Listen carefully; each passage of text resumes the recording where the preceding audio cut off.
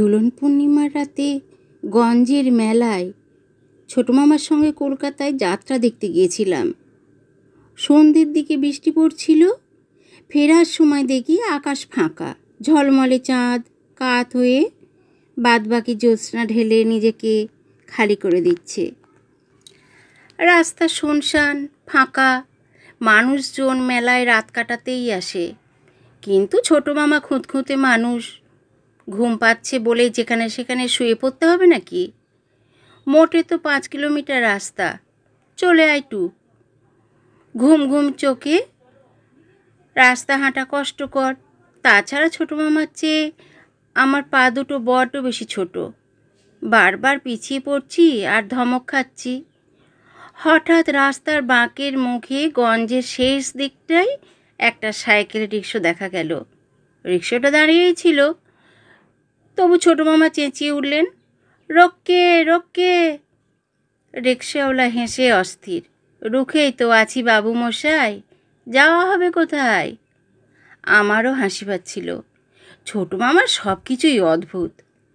তা আমরা ঝাঁপুইহাটি যাব শুনে রিক্সাওয়ালা খুব খুশি হলো, বলল চলুন। আমি কাছাকাছি থাকি, ওদিককার প্যাসেঞ্জারের জন্যই অপেক্ষা করছিলাম। খালি খালি রিক্সা নিয়ে বাড়ি ফেরা পোষায় না ঠিক। রিক্সাতে উঠে বসলে ঘুমটা আমাকে বাগে পেয়েছিল, কিন্তু ছোটো মামার বারবার ধমক এবং পড়ে গিয়ে হাড় ভেঙে যাওয়ার হুমকি ক্রমশ ঘুমটাকে এলোমেলো করে দিচ্ছিল। কিছু দূর চলার পর রিক্সাওয়ালা থামল। ছোটো মা বললেন, কি হলো, চেন খুলে গেল নাকি? রিক্সাওয়ালার সিট থেকে নেমে বলল, আগে না, চক্রবর্তী মশাইয়ের হজমিগুলি আনতে দিয়েছিলেন, দিয়ে আসি। ছোটো মামা বিরক্ত হয়ে বললেন, এখানে কোথায় তোমার চক্রবর্তী মশাই? রিক্সাওয়ালা কান করল না। রাস্তার ধারে ঝাঁকড়া একটা গাছের তলায় গিয়ে ডাকলো, চক্রবর্তী মশাই ঘুমোচ্ছেন নাকি? গাছের ভেতর থেকে খ্যানখ্যানে গলায় কেউ বলল, ঘুমোবো কি রে বাবা, পেট আই ঢাই, এত দেরি করলি কেন রে? প্যাসেঞ্জার পেলে তো আসবো, এই নিন আপনার হজমিগুলি। এনেছিস? কই দে দে, শিগগির দে। রিক্সাওয়ালা তাকে হজমিগুলি দিয়ে এসে সিটে উঠল, প্যাডেলে চাপ দিল, রিক্সোর চাকা গড়ালো। ছোটো মামা বললে, ব্যাপার কি হে রিক্সাওয়ালা, তোমার চক্রবর্তী মশাই কি গাছে থাকেন নাকি? আজ্ঞে। গাছে থাকেন কেন? এটাই তো তেনার ডেরা। তার মানে? মানে নিয়ে মাথা ঘামানো দরকার কি বাবু মশাই? ঝাঁপুইহাটি যাবেন, পৌঁছে দেব, ব্যাস। ছোটো মামা রেগে গেলেন, অদ্ভুত তো তোমার কথাবার্তা, রাত বিরেতে গাছের ওপর। রিক্সাওয়ালা ওকে থামিয়ে দিয়ে বলল, চুপ চুপ, চক্রবর্তী মশাইয়ের কানে গেলেই কেলেঙ্কারি। আমার কাছ থেকেই ততক্ষণে বারবার দেখে আসছি ছোটো মামার সঙ্গে কোথাও রাত বিরেতে বেরোলেই গোলমেলে সব ঘটনা ঘটে। বুঝতে পারি না রাত এলেই কেন পৃথিবীটা অন্যরকম হয়ে যায়, নাকি ছোটো মামার ভুলেই রাতটা গোলমেলে হয়ে যায়। কিন্তু তারপর তো ছোটো মামা চলে আয় পুঁটু বলে শেষ পর্যন্ত উধাও হয়ে যান। ধাক্কাটা সামলাতে হয় আমাকেই। এবার কত দূর গড়াবে কে জানে। বুক ঢিপ ঢিপ করতে লাগলো। একটু পরে আবার রিক্সা দাঁড়ালো এবং রিক্সাওয়ালা তড়াক করে নেমে গিয়ে ডাক দিল, ঠাকুরুন দিদি, ও ঠাকুরুন দিদি। একটা শুকনো গাছের ডাল থেকে নেমে সাদা কাপড় পরা কেউ এগিয়ে এলো, ভূতু এলি? কখন থেকে পথের দিকে তাকিয়ে আছি বাবা, চোখে ব্যথা ধরে গেল। দোক্তা এনেছিস তো? না আনলে ডাকছি কেন, এই নিন। দোক্তা নিয়ে ঠাকুরুন দিদি ন্যাড়া গাছটার দিকে চলে গেল। ছোটো মামা গুম হয়ে বসেছিলেন। বললেন, কোনো মানে হয়? রিক্সাওয়ালা আবার চুপচাপ রিক্সা চালাতে শুরু করলো। কিছু দূর গেছি, হঠাৎ কোত্থেকে কেউ হেঁড়ে গলায় ডাকলো, ভূতু, ও ভূতু, এই ভূতু। ছোটো মামা চাপার স্বরে বললেন, থেমো না, যেই ডাকুক। একটা কালো বেঁটে লোক ধমক দিল, এই বেটার ছেলে, কথা কানে যায় না? রিকশাওয়ালা বলল, রোজ রোজ বাকিতে জিনিস দেবে নাকি? দেবে না মানে? ওর বাপ দেবে। এখনও 63 টাকা 67 পয়সা জমা আছে খাতায়। সে আপনি মামলা করে আদায় করুন গিয়ে। লোকটা রাস্তার মাঝখানে দাঁড়িয়ে গেল। বাজে কথা বলিস নে, আসলে তুই যাসনি দত্তর দোকানে। কি ঝামেলা করছেন বাবু, গাড়িতে প্যাসেঞ্জার আছে দেখছেন না? লোকটা প্রায় কেঁদে ফেলল। এখন আমি ঘুমোবো কি করে ভূতু? এক গুলি আফিম আমাকে এত রাত্রিরে কে দেবে? রিকশাওয়ালা পরামর্শ দিল, শ্মশান তলায় চলে যান, দারোগা বাবুর কাছে এক গুলি পেতেও পারেন। ওরে বাবা, মৌতাত ভাঙলে লকআপে ঢোকাবে। তাহলে বরঞ্চ পাঁচুর কাছে যান, সে বেটা তো চোর। চোর বলেই বলছি, দারোগা বাবুর কোটো থেকে 2-1টা গুলি সেই হাতাতে পারবে। লোকটা কিন্তু কিন্তু করে বলল, তা পাঁচুকে পাচ্ছি কোথায়? ও তো ফেরারি আসামি। রিকশাওয়ালা চাপা স্বরে বলল, সন্ধ্যাবেলা পাঁচুকে এক পলক দেখেছি, মোড়ল মশাইয়ের তাল গাছের কাছে দাঁড়িয়েছিল। মোড়ল মশাই গঞ্জের মেলায় গেছেন, কাজেই পাঁচু নিশ্চয়ই তেনার ডেরায় ঘুমিয়ে নিচ্ছে। বেঁটে কালো ছায়ামূর্তিটি তখনই উধাও হয়ে গেল। রিকশাওয়ালা প্যাডেলে চাপ দিয়ে বলল, রোজ রাত্রিরে আসার এই এক জ্বালা বাবুমশাই, রাজ্যের লোকের হাজার ফরমাস। ছোট মামা গুম হয়ে বসে আছেন। আমি ভাবছি হঠাৎ আমাকে ফেলে পালিয়ে না যান।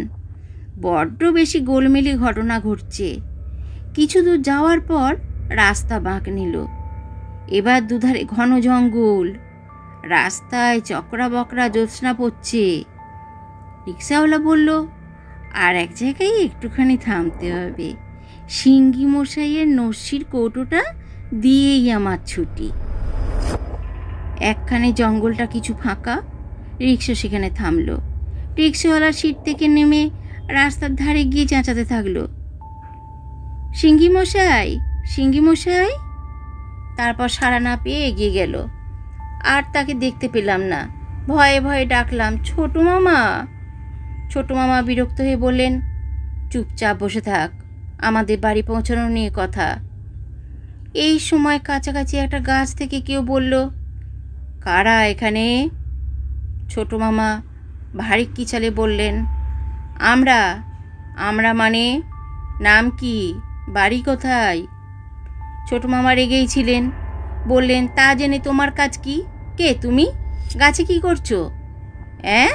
বলে কি? গাছে কি করছি?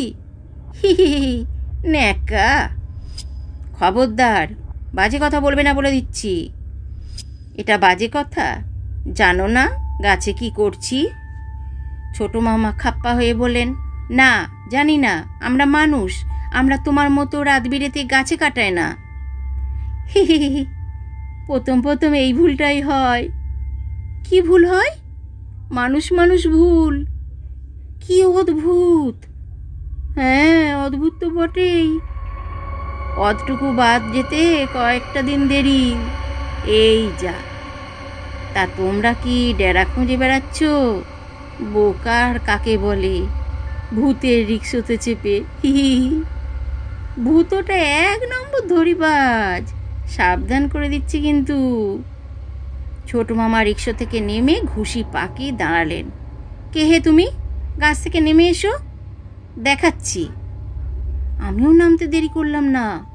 ছোট মামার মারামারি করার অভ্যাস আছে, কিন্তু রাত বিরেতে গাছের লোকটার সঙ্গে এঁটে উঠতে পারবেন কিনা আমার সন্দেহ।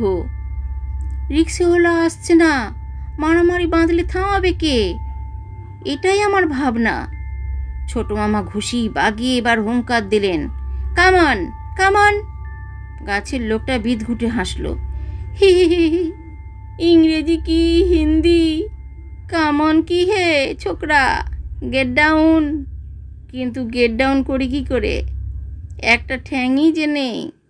থাকলে পরে এতক্ষণে নেমে কানটি ধরে stand up on the bench করিয়ে দিতাম। পাশের একটা গাছ থেকে কেউ বলল, কি হে পণ্ডিত মশাই, ছাত্র জোটাতে পারলেন না নাকি?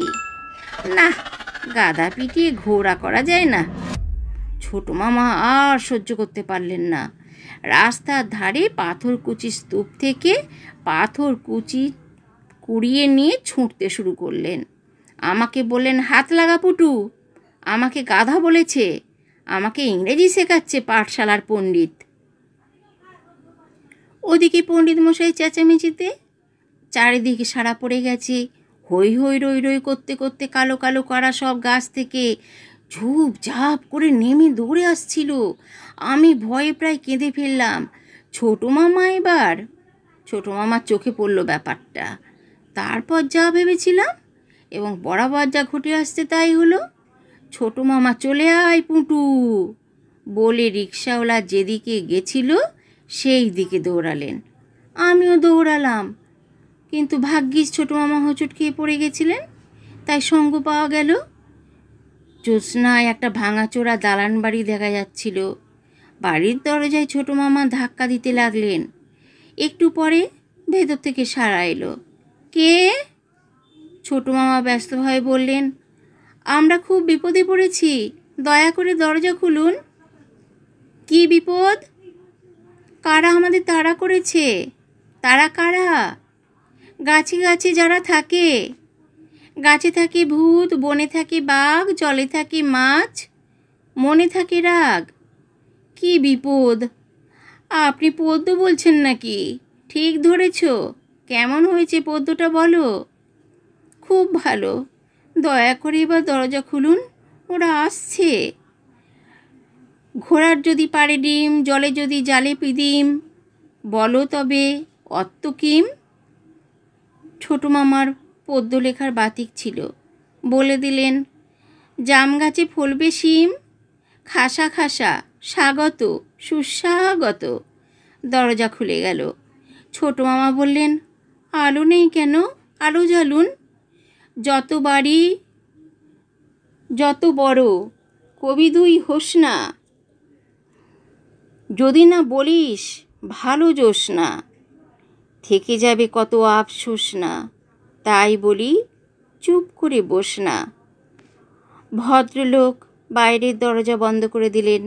জানালা গলিয়ে জ্যোৎস্না এসে ঘরে ঢুকছিল। আবছা দেখা যাচ্ছিল ওকে। ঢ্যাঙা বড় বড় চুল, পরনে পাঞ্জাবি পাজামা, হাতে একটা বই, মোটা খাতা। পাতা উল্টাতে শুরু করলেন। তারপর বললেন, এই পদ্যটা আরও ভালো। একদা এক বাঘের গলায় হাড় ফুটিয়াছিল, সারস পাখি লম্বা ঠোঁটে হাড় তুলিয়া দিল। পুরস্কার চাইলে পরে বাঘ রাগিয়া কহে, মুন্ডুখানা ফেরত পেলি তাই যথেষ্ট নহে। পাশের ঘর থেকে কেউ বিটকেল গলায় ডাকল, ঘোতনা, এই ঘোতনা, কাকে পদ্য শোনাচ্ছিস? মানুষকে। কয়জন মানুষ? 1.5 জন। ধুস, পোষাবে না। ছোট মামা বললেন, কে উনি? কবি ভদ্রলোক বিরক্ত হয়ে বললেন, আমার দাদার ওই এক স্বভাব, খালি খায় খায়। খায় খায় মানে? দাদার খুব খিদে আর কি। যাক গে, এই পদ্যটা পড়ি। সেই সময় বাইরে ডাকাডাকি শোনা গেল, ছোটবাবু, ছোটবাবু, ছোটবাবু। কবি খাপ্পা হয়ে দরজা খুলে বললেন, কি হয়েছে? চেঁচাচ্ছিস কেন রে ভূতো? আমার প্যাসেঞ্জার হারিয়ে গেছে, খুঁজে বেড়াচ্ছি। কয়জন? আগে 1.5 জন। ছোট মামা আমার হাত ধরে হ্যাঁচকা টান দিলেন। চলে আয় পুটু। রিক্সাওয়ালা আমাদের দেখেই বলে উঠল, সর্বনাশ, কোথায় ঢুকেছিলেন আপনারা? চলে আসুন, চলে আসুন। এ বাড়ির বড়বাবুর বয়ে যায় খিদে। আমরা 3 জন দৌড়াচ্ছি। পেছনে কবির করুণ আর্তনাদ কানে আসছে। অত ভালো পদ্যখানা শুনে গেলে না, আমার যে আবার মরতে ইচ্ছে করছে গো। ওহো। ছোট মামা রাস্তার কাছে গিয়ে হাঁপাতে হাঁপাতে বললেন, ওহে রিক্সাওয়ালা, ওরা সব নেই তো? রিক্সাওয়ালা হাসলো, না, ঘুমিয়ে পড়েছে, ভোঁস ভোঁস করে ঘুমোচ্ছে, শুনতে পাচ্ছেন না? ছোট মামা কান ধরে শুনে বললেন, আমি তেমন কোনো শব্দ পেলুম না, তবে বাতাসে গাছপালা খুব নড়ছে, নানা রকম শব্দও হচ্ছে বটে, কিন্তু ভোঁস ভোঁস নয়, শোঁ শোঁ, শন শন, সরসর, খড়খড়, কে জানে বাবা কি। এবার আর কোনো গণ্ডগোল হলো না। আমাদের গাঁয়ের মোড়ে পৌঁছে দিয়ে রিক্সাওয়ালা ভাড়া মিটিয়ে নিল। ছোটো মামা জিজ্ঞেস করলেন, তুমি কোন গাছে থাকো হে? রিক্সাওয়ালা বেজায় হেসে বলল, আমি কেন গাছে থাকতে যাব বাবু মশাই, আমার কি ঘরদোর নেই? নামটাই না হয় ভূত।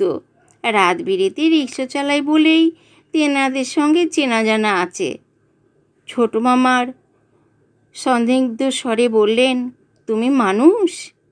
আগে 16 আনা মানুষ, বলে সে শেষ রাতে জ্যোৎস্নায় রিক্সা চালিয়ে কালো হতে হতে দূরে মিলিয়ে গেল। বন্ধুরা, আজ শুনছিলেন আপনারা গল্প রাতের মানুষ। লিখেছেন সৈয়দ মুস্তাফা সিরাজ। গল্প ভালো লাগলে অবশ্যই লাইক করবেন। তাহলে আজ আসি, নমস্কার।